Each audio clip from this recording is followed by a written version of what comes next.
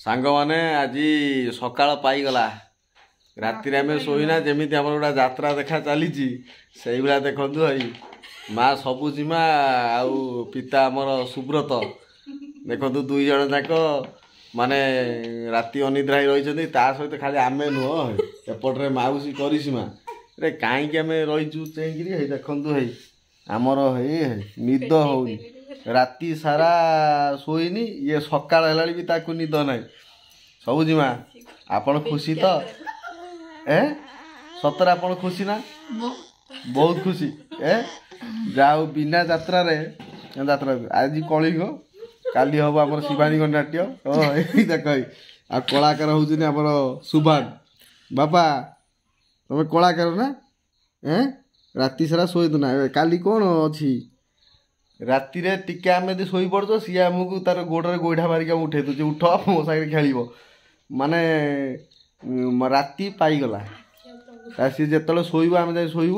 ଆଉ ଶୋଇବୁ କ'ଣ? ସକାଳ ତ ହେଇଗଲାଣି, 6ଟା ବାଜିଲାଣି ଘଣ୍ଟାରେ ହେଲା। ମୁଁ ଜାଣିଥିଲି ଯେ ମାନେ ବାପା ମା ହେଲା ପରେ ଏତେ ଦାୟିତ୍ୱ ଅଛି ବୋଲିକି, କିନ୍ତୁ ଇଏ ରାତି ନାଇଟ୍ ଡ୍ୟୁଟି ପଡ଼ିବ ବୋଲି ଆମେ ଜାଣିନଥିଲୁ।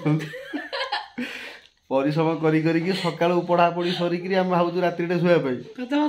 ଟୋଟାଲ ଉପରେ ପାଇଗଲା, ସକାଳ ହେଇଗଲା।